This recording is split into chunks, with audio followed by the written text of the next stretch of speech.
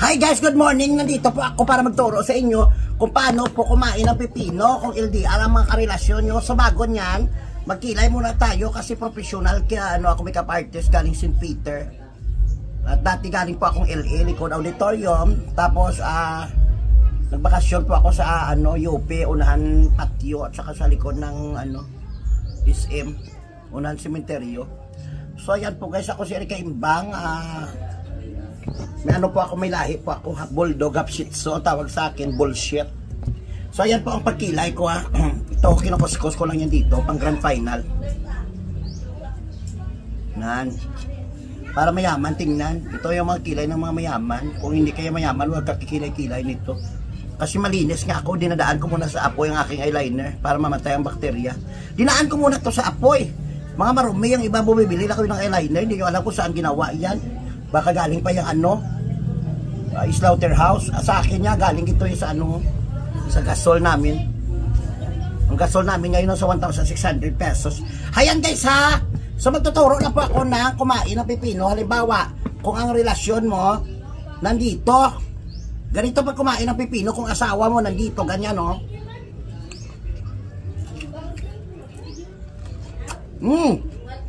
juicy! Masarap kumain ng pipino kung asawa mo nandito, ganyan Masarap! Pero kung asawa mo dito, nangangabet, ganito na pag kumain ka ng pipino, wala kang gana, ganyan-ganyan ka lang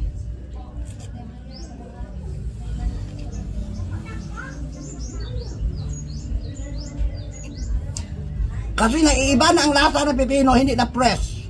Pag may kumakain ng iba na pipino ng asawa mo.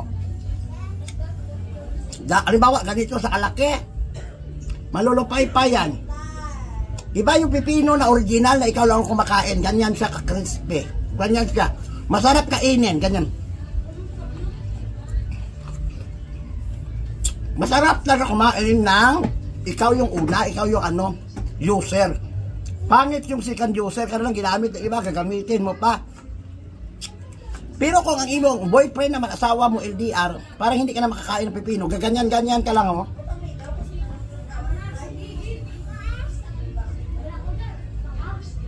Wala kang gana, kaya dapat sa mga lalaki, ingatan yung pipino nyo. Kasi habang crispy pa yan, kasi pag nalanta na yung mga pipino nyo, wala na silbi, animal kayo. Kailangan isa lang kumakain yan, ang original. Huwag nyo ipakain sa mga kabit-kabit o iskabitsi na yan kasi baka yung pipino nyo, baka yung pipino overload nyo, baka ma-expire yan. Ganyan lang yan. Sa mga dyan ako yung anuhin nyo. Mga swapang, kayo gusto nyo kainin, kayo na kainin. Mayroon na kumakain na asawa, gusto nyo yung kabit. Bakit ganon? Magaling ba talaga ang kabit?